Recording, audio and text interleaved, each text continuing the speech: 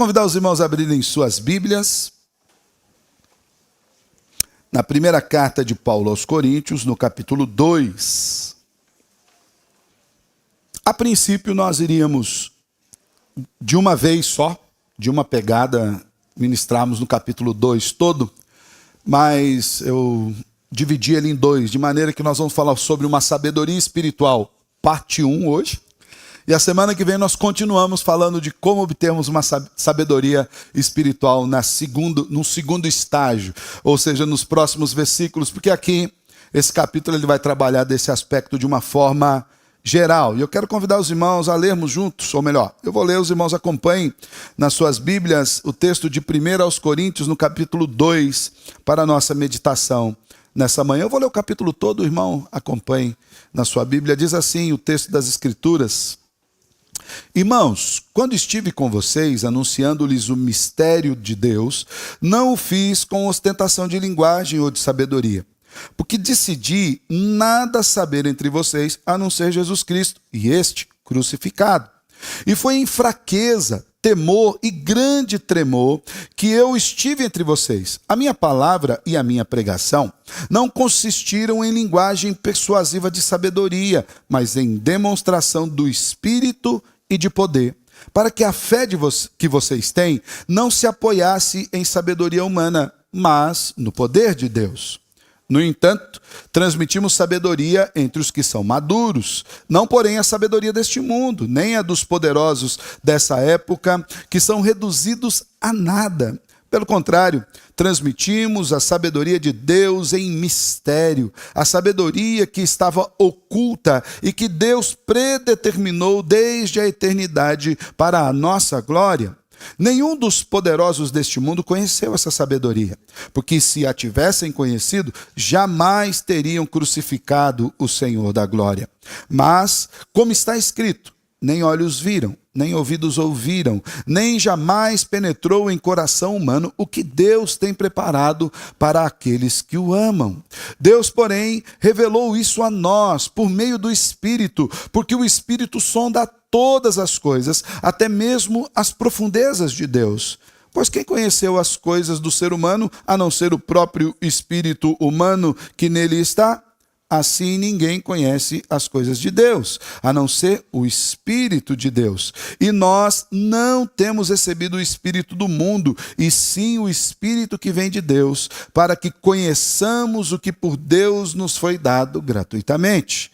Disto também falamos, não em palavras ensinadas pela sabedoria humana, mas ensinadas pelo Espírito, conferindo coisas espirituais com espirituais. Ora, a pessoa natural não aceita as coisas do Espírito de Deus, porque lhes são loucura, e ela não pode entendê-las, porque elas se discernem espiritualmente. Porém, a pessoa espiritual julga todas as coisas, mas ela não é julgada por ninguém. Pois quem conheceu a mente do Senhor para que lhe possa instruir?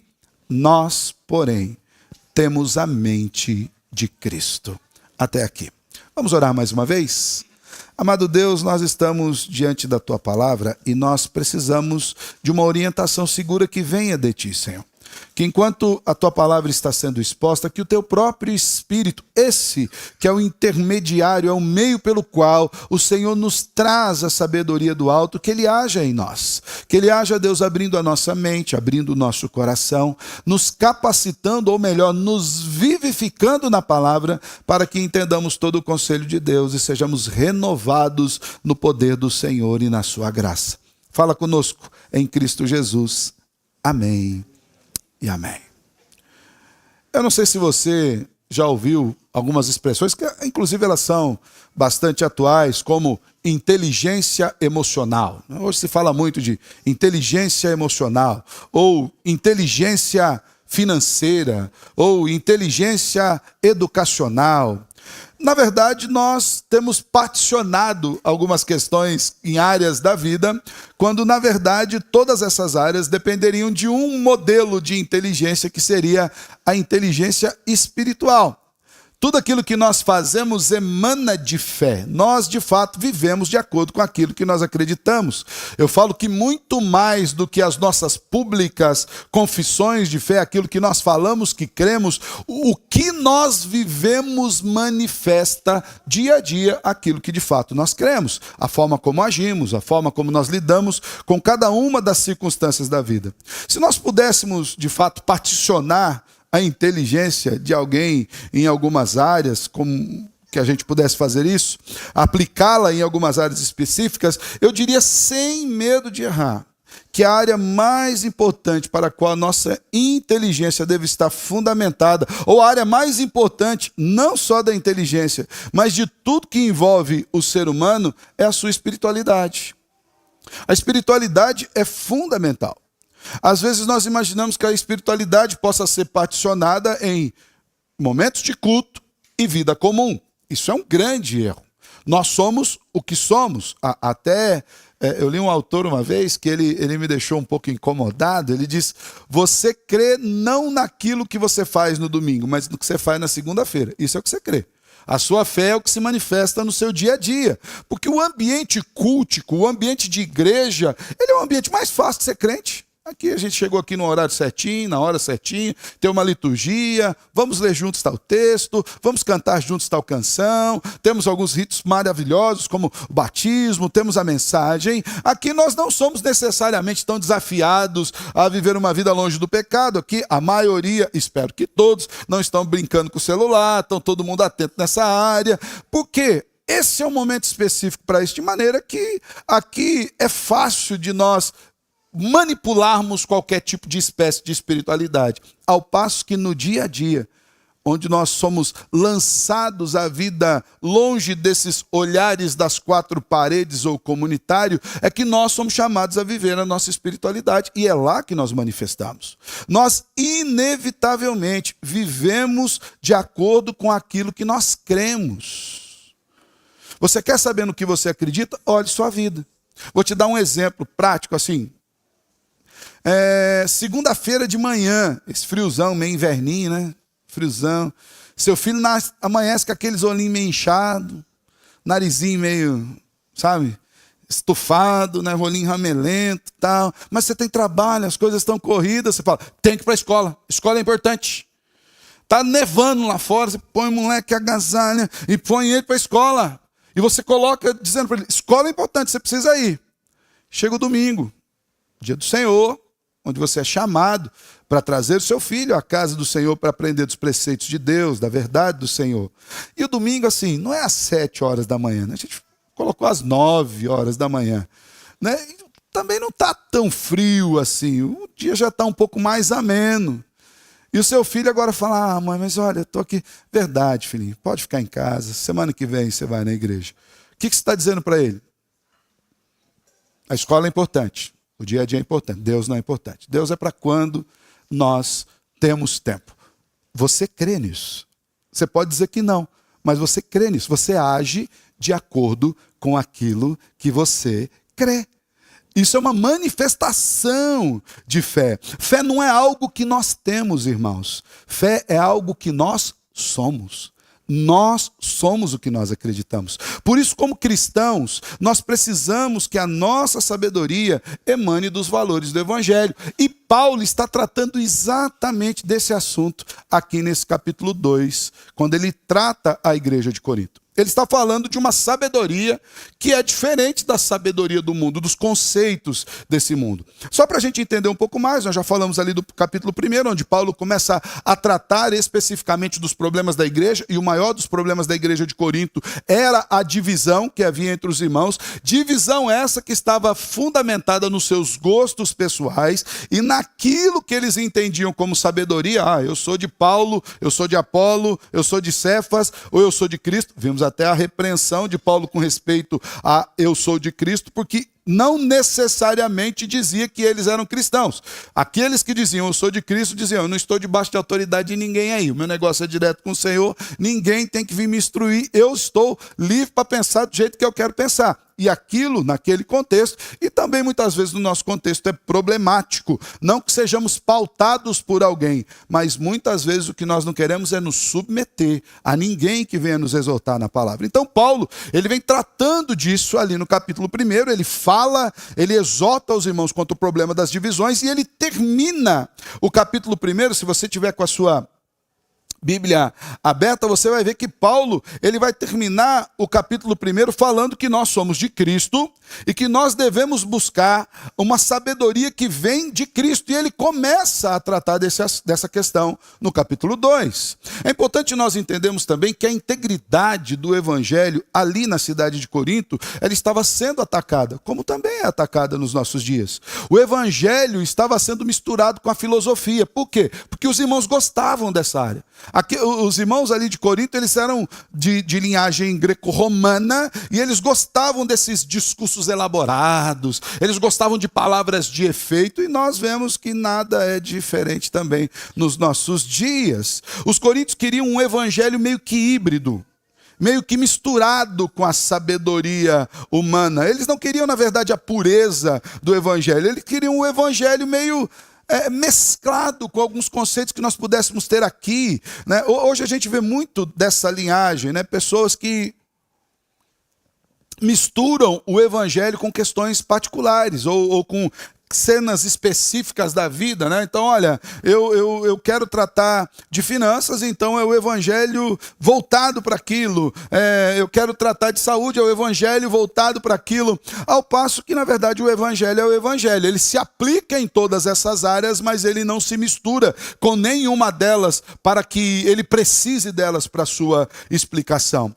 Paulo está tratando disso ali na igreja de Corinto, e ele fala a importância de nós fundamentarmos a nossa sabedoria e a nossa fé única e exclusivamente no evangelho.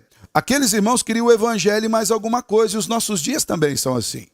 Parece que nós queremos o evangelho e algo mais, né? O evangelho e um entretenimento, o evangelho e um método, o evangelho e um gosto pessoal, o evangelho e uma forma. E Paulo vai tratar disso no capítulo 2. Na verdade, nos capítulos 1 e 2, Paulo contrasta a sabedoria desse mundo com a sabedoria de Deus. Agora que ele vai falar um pouco mais sobre a sabedoria de Deus, é importante que nós percebamos esse contraste. Por exemplo, Paulo diz que a sabedoria deste mundo, ela é composta por sabedoria de palavras. No capítulo 1, verso 17 diz isso. No capítulo 2, verso 4 diz isso. É uma sabedoria que está fundamentada apenas no discurso. Às vezes ela é até bonita, mas ela não tem uma raiz sólida. A sabedoria desse mundo está fundamentada nas palavras dos homens, no espírito desse mundo, naquilo que é loucura diante de Deus, que é o homem querer guiar-se a si mesmo. Já falamos aqui que o pior conselho do mundo, o pior conselho que você pode dar para alguém é: siga o seu coração. Por quê? Porque a Bíblia diz que o seu coração é enganoso. E mais isso, ela diz que ele é desesperadamente corrupto. A ideia é assim: o seu coração te prega peças, mas ele não te prega peças sem querer. Ele faz isso de caso pensado. Ele te induz a essas coisas. A filosofia do mundo, ou melhor, a sabedoria do mundo é composta pela filosofia, pela ignorância do mundo com respeito a Deus. A sabedoria do mundo tem levado muitas pessoas à condenação. Hoje, pela manhã, na escola dominical, nós falamos um pouco mais sobre isso. Muitas pessoas que são sábias diante do mundo foram cegadas no seu entendimento por conta dessa sabedoria. E o Salmo 1 que nós lemos aqui já nos diz: bem-aventurado o homem que não anda no conselho dos ímpios. O que é isso? Que não segue a sabedoria do mundo. Mas a sabedoria de Deus é diferente. A sabedoria de Deus, ela é formada pelo poder de Deus e não apenas por palavras. Sabedoria de Deus não é um discurso. A sabedoria de Deus é o evangelho, é o poder de Deus. A sabedoria de Deus é fundamentada no Espírito Santo de Deus, no Espírito que nos instrui. A sabedoria de Deus é loucura para os homens. Paulo diz isso no capítulo 1. Fala: olha, eu estou pregando Cristo crucificado, e aqui ele mais uma vez vai falar sobre o Cristo crucificado. Ele é o quê? Ele é escândalo para os judeus. Os judeus olham aquele Cristo na cruz e falam: esse não é o rei que a gente esperava. Tem alguma coisa que está errado. O rei que nós esperávamos viria em glória, e ele virá. Ele só não sabia que não era naquele momento. Ele virá em grande glória. A sabedoria de Deus, ela é loucura para os gentios. Gente sendo salvo pelo evangelho, pastor, mudando de vida. Tem gente que não acredita nisso. Tem crente que não acredita nisso, viu? Tem crente que acredita que a gente sempre precisa de um método novo, de uma forma nova. Por quê? Porque a sabedoria de Deus é loucura para os homens. A sabedoria de Deus, ela vem por meio da pregação da palavra, do conhecimento de Deus. E ela tanto promove a glória de Deus, quanto nos leva para a glória de Deus, pela revelação do próprio Espírito. E é interessante, irmãos, que é uma luta que nós vamos ter que travar a vida inteira para buscarmos a sabedoria de Deus. Porque, sem dúvida, Satanás é o espírito que energiza a sabedoria desse mundo. Não apenas naqueles tempos de Corinto, mas também nos nossos dias.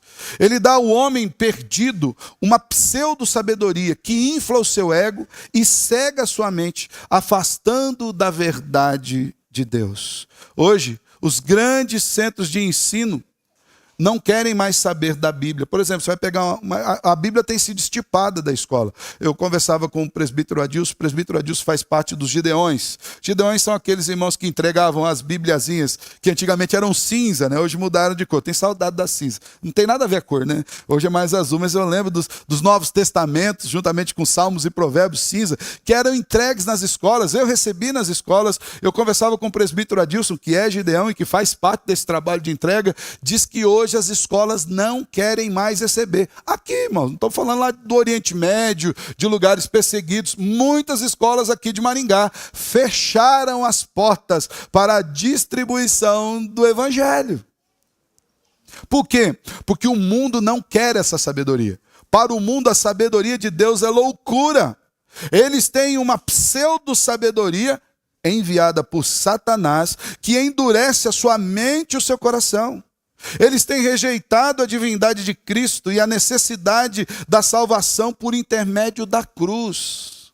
Tem muita gente que acha que a mensagem da cruz, pastor, é forte demais. A gente fala de cruz, assim, para criança. O mundo está tão violento, porque não entendem a verdadeira mensagem da cruz. Essa é a mesma ignorância, irmãos, que levou os homens a crucificarem a Jesus.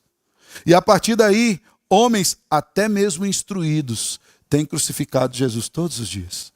Nós temos visto um abandono da fé.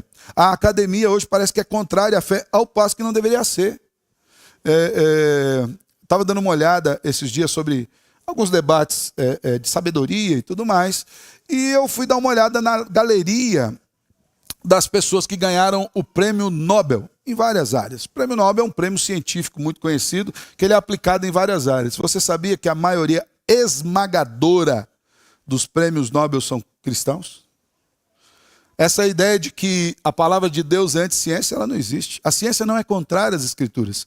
A ciência, inclusive, trabalha com capital emprestado, que é o capital da criação que Deus fez. Deus fez e capacitou o homem a descobrir. Isso é uma bênção, irmãos. Isso é uma maravilha. Muitas das grandes e muitas das importantes descobertas científicas foram feitas por cristãos que estavam pesquisando a natureza criada por Deus para a glória do próprio Deus, descobrindo o dedo, a digital do Criador na sua criação.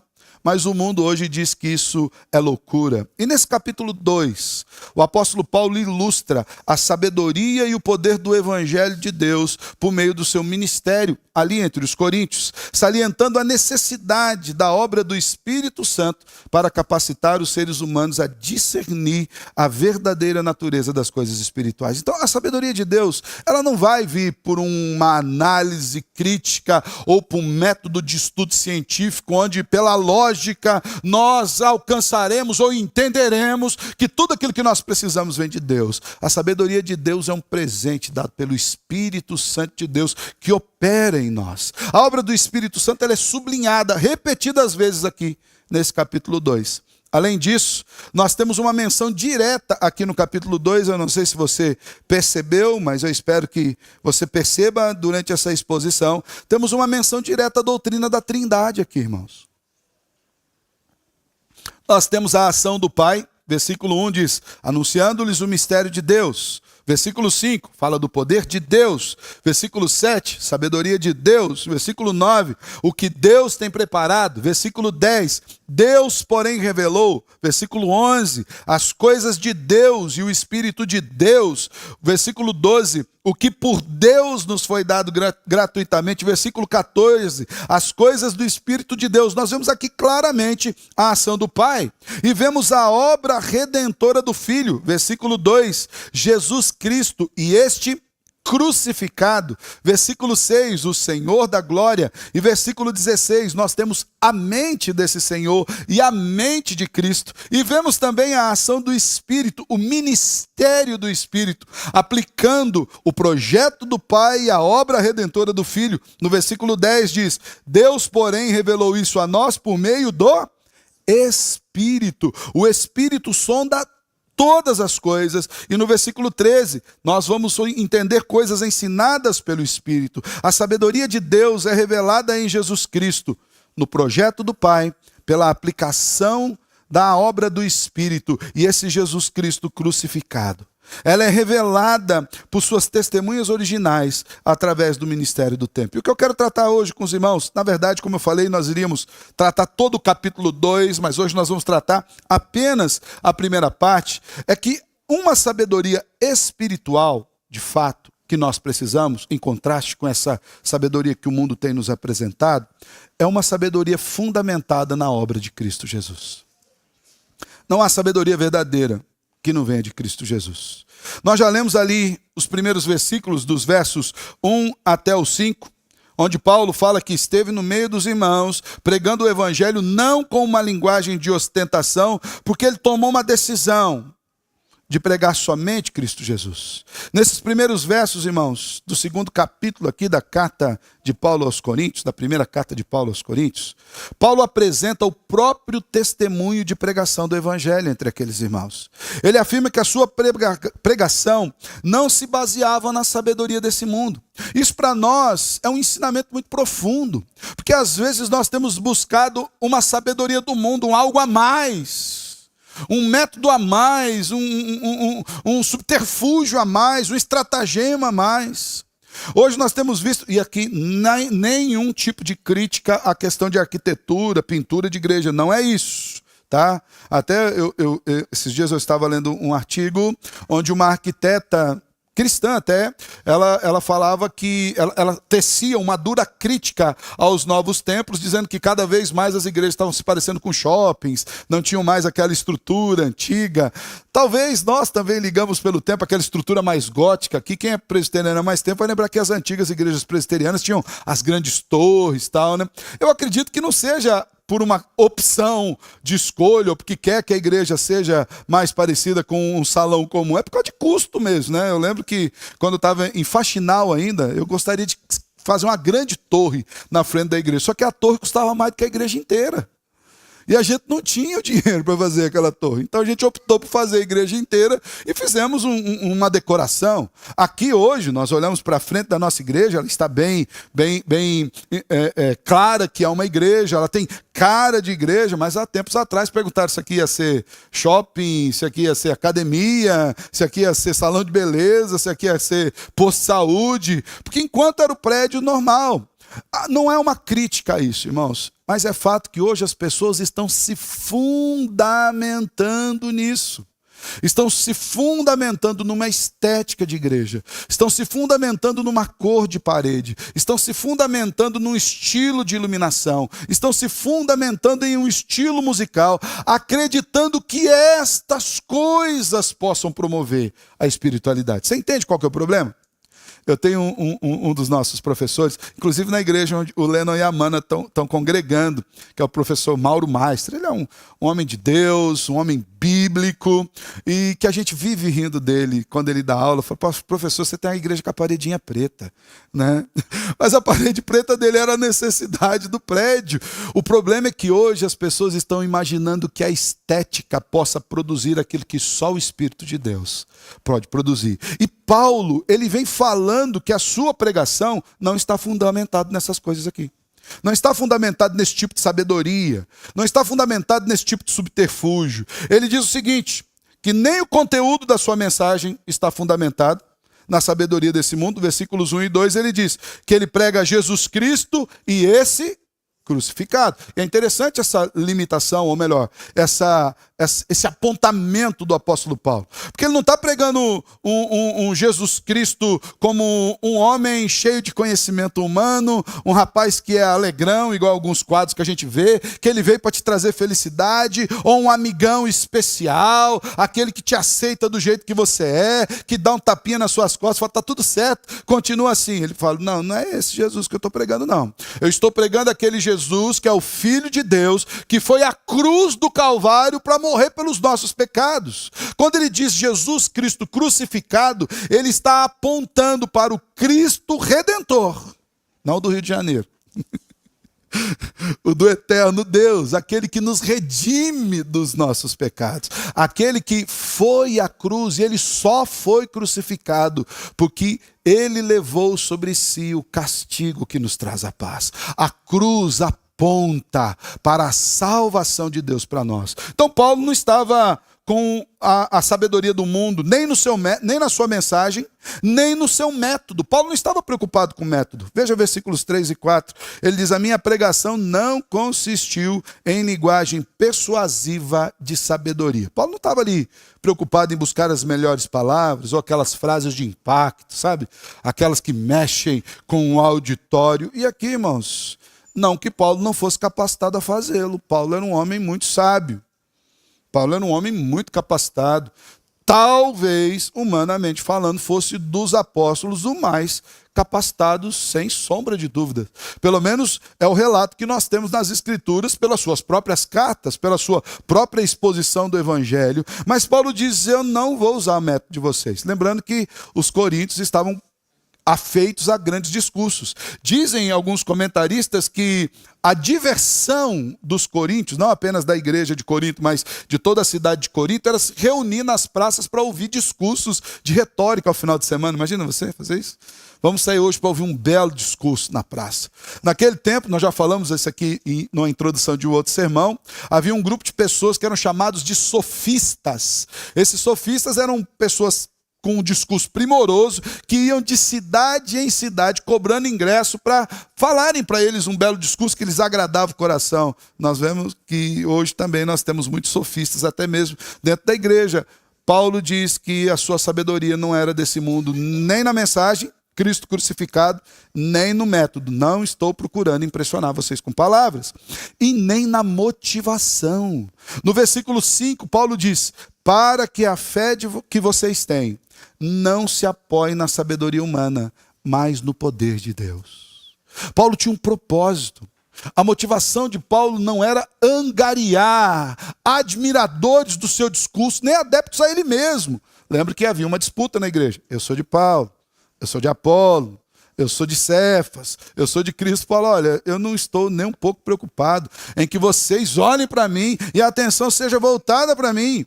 Eu não sou nem um pouco preocupado em que vocês saiam depois de um sermão que eu preguei e falem, uau, que pregador, mas o que me preocupa é que a fé de vocês esteja completamente apoiada no poder de Deus. Não apoiada, fundamentada, nascida do poder de Deus. Paulo lembra que chegou em Corinto em fraqueza, temor e tremor. E é interessante ele dizer isso. Isso por conta da reputação ali da cidade de Corinto. Tanto no que se refere à disposição em ouvir grandes discursos elaborados, quanto no próprio contexto religioso da cidade. A cidade era altamente idólatra. Havia ali templos, alguns comentaristas dizem que havia mais de 10 mil prostitutas cultuais em Corinto. O que eram prostitutas cultuais? Eram mulheres que se prostituíam nos templos. O templo de Afrodite, por exemplo, estava ali, e aquela prostituição era parte de um culto, onde a pessoa estava consagrando a sua vida àquele tipo de divindade. Essa era a realidade da cidade de Corinto. Paulo, olha, eu cheguei em vocês com temor e grande temor. Eu não cheguei até vocês com uma sabedoria minha particular para tentar persuadi-los, mas eu cheguei no poder de Deus. E quando Paulo fala de fraqueza aqui, provavelmente, inclusive, ele estava falando de algumas dificuldades particulares. que foram supridas pela obra de Cristo. Veja bem, Paulo em nenhum momento estava fundamentado na sua própria capacidade. Ele diz, até quando eu fui aí pregar o evangelho, diante das minhas limitações, eu dependi do Senhor. A gente tem dificuldade de imaginar a limitação em Paulo, né? A gente olha para o apóstolo Paulo. Na verdade, a gente olha para todos os apóstolos, a gente tem uma dificuldade de vê-los como homens limitados, frágeis. Eles eram homens como nós, que dependiam do poder do Espírito Santo. Haja vista que a maioria deles morreu martirizada, né? Eles foram mortos por causa do evangelho. Mas sobre as limitações do apóstolo Paulo, ele mesmo conta de outras epístolas que ele escreveu, por exemplo, que ele precisou de auxílio material. Paulo não era um homem rico. Paulo era um homem que precisava de auxílio financeiro. Frequentemente ele passava por privações e por aflições. Lá em 2 Coríntios, na segunda carta, capítulo 11, ele vai dizer isso, no capítulo 12 ele vai dizer isso. Outro aspecto da limitação de Paulo é que ele estava doente por ocasião da sua visita aos Gálatas. Gálatas 4 vai dizer isso. Paulo também estava limitado na sua doença. Alguns comentaristas ainda afirmam que Paulo era um homem sem muitos atrativos visuais, né? Ele era desprovido assim, de uma beleza, né? Ele nasceu com poucos megapixels, era de baixa resolução, o apóstolo Paulo, né? E talvez um homem de pequena estatura, lá em 2 Coríntios 10:10, aponta que possa ser isso. Paulo deixa claro que ele tinha problemas de visão. Gálatas 4:15 e 6:11, ele era um homem que tinha limitação na sua visão. Não obstante a tudo isso, ele foi ali porque ele não dependia da sua confiança, ou melhor, de quem ele era como pessoa, das suas capacitações. Ele estava movido pelo poder de Deus, e ele provou ser um pregador destemido do evangelho. Por exemplo, quando ele pregava nas sinagogas, nos mercados públicos ali de Damasco, em Jerusalém, Antioquia, Chipre, Ásia Menor, Macedônia, Acaia. Por que Paulo faz essa declaração? Eu fui em vocês com fraqueza, para mostrar para eles que o que se manifestava por intermédio de Paulo era o poder de Deus, era o poder do evangelho. E Paulo, inclusive, recebeu a árdua tarefa de estabelecer uma igreja cosmopolita ali naquela cidade de Corinto. E ele ficou ali 18 meses pregando o evangelho e no processo de plantação dessa igreja. Aos olhos dos coríntios, aqueles mais influentes, Paulo era uma pessoa sem força, sem recursos, uma pessoa sem privilégio, um homem que precisava de oferta o tempo todo. Um homem cuja a sua imagem não era a mais bonita para se pintar num cartaz. Fala, vem aqui. Esses dias eu vi um pregador, achei engraçado até. Ele estava ficando careca. E ele foi lá e fez implante de cabelo, porque a imagem dele, ele precisava vender uma imagem. E de fato, ele precisava vender uma imagem, né? Eu não vou fazer implante, tá? Antes que vocês se preocupem, não, tá? Eu sou careca semi por opção. Uma parte me deixou, a outra eu mesmo abandonei, né? Mas veja bem, Paulo está dizendo, não é nisso que eu estou fiado. Eu não estou preocupado em ser um rostinho bonito. Eu não estou preocupado em ter um discurso que seja atraente. Aos olhos daqueles irmãos, Paulo não tinha capacidade. Por causa do seu ofício, eles tinham Paulo nada menos do que um escravo. Eles nutriam por Paulo uma espécie de desrespeito. Os judeus constantemente conspiravam contra Paulo. Em determinada ocasião, inclusive, eles conseguiram fazer com que Paulo fosse julgado pelo procônsul da região, Galho. Isso aí vai estar em Atos 18:12. E mesmo diante disso, ele tomou uma decisão consciente, deliberada e firme de abandonar qualquer tipo de sabedoria natural, qualquer tipo de sabedoria mundana e concentrar-se na mensagem de Cristo. Veja bem, Paulo não estava confiando em método algum.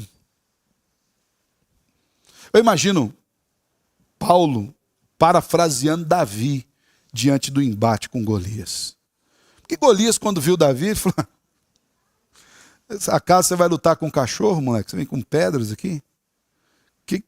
Eu acho que Golias olhou para Israel e falou, pronto, os israelitas estão endoidados de vez. Porque qual que era a acusação de Golias? Todos os dias. Não tem homem aí, Israel, que venha para cá. Golias sabia quem era Saul. Saul se destacava entre a multidão. Saul era um homem alto, forte. A Bíblia diz que Saul era um homem bonito, o rei de Israel. De repente, quem que chega no campo da batalha? Baixinho, ruivinho, sem espada, porque não aguentava levar a espada do rei. Sem a armadura, que também ele não se locomovia com a armadura do rei. Sem escudo, com um saquinho. No meu tempo de antigo, a gente chamava aquilo de imbornal. Né? Quem é mais antigo vai lembrar disso. Às vezes nós enchíamos de mamona. Tudo coisa errada essas coisas. Quando a gente tinha um pouquinho mais de dinheiro, era burquinha. Mas burquinha era cara, então não dava para desperdiçar. Mamona era o alvo da vez. E andava, no caso de Davi, era uma funda. Era uma tiradeira que gira. Nosso caso mais moderno era um estilingue. Né? Os mais antigos de borracha preta e os mais tecnológicos de seringa de farmácia. Né? Você imagina isso, diante de uma guerra, um homem como Golias, os historiadores contam que só a ponta da lança de Golias pesava cerca de 5 quilos, o saco de arroz, a ponta da lança de Golias. E ele chega ali e fala, o que esse menino vem aqui?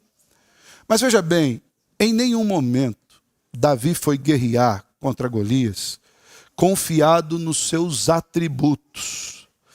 É claro que os atributos que ele havia recebido, enquanto ele cuidava das ovelhas, haviam servido para que ele confiasse no Senhor. Seu coração estava firme em Deus. Ele estava confiando que o mesmo Deus que livrou do urso, que livrou do leão, que fez com que ele cuidasse das ovelhas, era o Deus que estava com ele. E Davi disse o que para Golias? Você vem contra mim, com as suas espadas e com a sua lança, mas eu estou indo contra você em nome do Senhor dos Exércitos. Eu imagino Paulo. Vocês estão acostumados a ouvir um belo discurso. E imagino que eu vou pregar para vocês o discurso mais belo, com as melhores palavras que vocês possam receber. Mas eu decidi não saber nada entre vocês, a não ser Jesus Cristo e esse crucificado. Se vocês acham que o discurso é importante, eu digo que o poder de Deus é muito mais. Essa direção de Paulo para evitar ostentação de linguagem ou de sabedoria significa que ele definitivamente optou por não usar qualquer espécie de linguagem persuasiva, frase de impacto, discurso sofisticado, de fundamentar-se na filosofia, usar palavras bonitas e nem mesmo responder aos anseios da plateia que ouviu. Talvez muita gente que ouviu Paulo saiu de lá meio decepcionado. Mas todos aqueles a quem Cristo quis salvar saíram de lá para o céu. Isso que é importante para nós. Mesmo sabendo que, influenciados pela cultura grega, alguns dos crentes de Corinto provavelmente estavam criticando Paulo por ele não usar as técnicas de retórica na pregação do evangelho, ainda assim Paulo optou por pregar somente o evangelho. Talvez isso seja algo que nós devemos aprender quando nós falamos em evangelismo.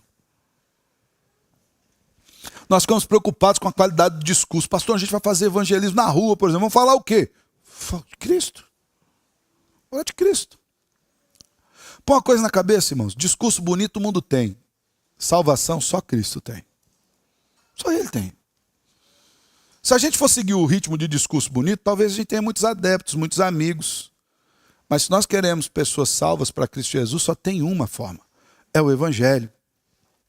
Caso Paulo usasse de oratória e de filosofia, de linguagem espetacular, Paulo teria exaltado a si mesmo e teria escondido justamente o Cristo que ele estava lá para proclamar.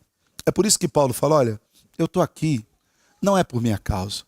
Vocês estão brigando por partidos, mas vocês deviam estar fundamentados em Cristo. Paulo sabia que o Senhor o havia enviado para pregar o Evangelho. Lá na primeira capítulo 1, versículo 17, fala, não com sabedoria de palavra, para que não se anule a cruz de Cristo. Isso é muito importante, irmãos. A sabedoria de palavra dos nossos dias de hoje, essa mistura que está havendo no Evangelho para torná-lo mais palatável, mais aceitável, na verdade, o que tem feito é afastar muitos da salvação em Cristo Jesus. Tem muita gente que está chafurdado na lama, achando que está limpo no poder do Espírito. Porque hoje o evangelho não é mais pregado para tirar o pecador do pecado, mas é para acomodá-lo no lugar que ele está. Fica aí, Jesus te ama aí mesmo. Fica aí. Mexe na tua para. Jesus gosta de você do jeito que você está. Paulo diz, eu não quero pregar esse tipo de evangelho exatamente para que não ocorra isso com vocês. A pregação simples de Paulo tinha o intuito de evitar que os coríntios se apegassem a uma fé que dependesse da lógica humana, da argumentação filosófica ou algo assim. Versículo 5, mais uma vez, para que a fé que vocês têm não se apoiasse em sabedoria humana, mas no poder de Deus. Veja bem, irmãos, o que depende de um argumento inteligente fica à mercê de outro argumento mais inteligente. Se nós formos convertidos por um argumento inteligente, se tiver outro argumento mais inteligente, nós vamos ser desconvertidos. Porque se o que nos convenceu foi o discurso, nós não podemos mais encontrar nenhum discurso que seja melhor que esse. Mas uma fé que se baseia no poder de Deus tem fundamento sólido e duradouro, porque o poder de Deus é inigualável, inalcançável e insuperável. Não há quem vá mudar esse poder de Deus. A verdadeira sabedoria espiritual manifesta o poder de Deus em salvar pecadores, por intermédio da obra de Cristo Jesus, da sua vida, da sua mensagem, da sua morte e da sua ressurreição. O evangelho de Cristo Jesus é o poder de Deus. É o que o próprio apóstolo Paulo afirma escrevendo aos Romanos. Porque eu não me envergonho do evangelho. Porque é o poder de Deus para a salvação de todo aquele que crê. Primeiro do judeu e também do grego. Embora Paulo estivesse escrevendo aos Romanos, veja como isso tem uma aplicabilidade muito direta aqui aos Coríntios, né? O evangelho é escândalo para os judeus, é loucura para os gentios. Paulo diz, esse evangelho é o poder que salva o judeu e que salva o gentio.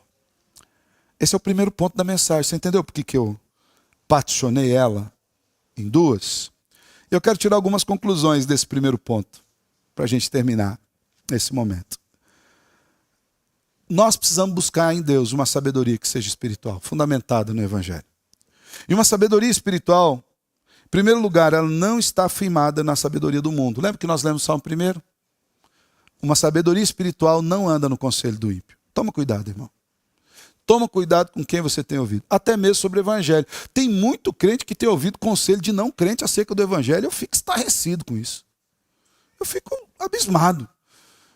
A pessoa não conhece Jesus. Não, mas você tem que ser crente desse jeito. Ué, como assim? Você nem conhece o Salvador. Segundo, uma sabedoria espiritual não exalta o mensageiro, e sim a mensagem. Paulo fez uma escolha. Paulo, inclusive, sabe falar, eu sei das minhas limitações, e não são elas que vão me parar, porque eu não estou fundamentado em mim mesmo. Todo sermão que você sai de lá falando assim, nossa, o pregador arrebentou. E o que ele falou? Ah, não sei, mas a mensagem foi boa. Você fica preocupado com isso. Eu fiquei emocionado. Sabe, pastor, eu fui no culto hoje e eu fiquei emocionado. O que aconteceu lá que te emocionou? Não sei, mas estava bom. Então perceba que algo não está correto. Talvez palavras bonitas te emocionaram. Talvez um ambiente específico te emocionou. Talvez o tom das canções ou aquela musiquinha infindável no fundo te emociona. No meu caso irrita mesmo, mas em alguns casos emociona. Se você não conseguir entender o evangelho, você perdeu tudo, porque é o evangelho que tem que aparecer. Terceiro, essa sabedoria espiritual, ela está fundamentada na obra completa de Jesus e não em partes de Jesus. Paulo diz, eu prego o Cristo crucificado. É o que nasceu. Credo apostólico, nasceu da Virgem Maria, padeceu sob Pôncio Pilatos, foi crucificado, morto, sepultado, desceu ao Hades, ressuscitou ao terceiro dia, virá para julgar vivos e mortos. Essa obra completa. O nosso Cristo, o nosso Jesus, não é um amigão que bate nas nossas costas e fala, tá tudo bem. Ele é aquele que aponta para a cruz.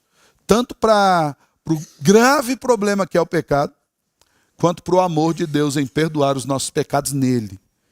Quarto, Verdadeira sabedoria espiritual emana do poder de Deus, irmãos. É de conhecer as Escrituras.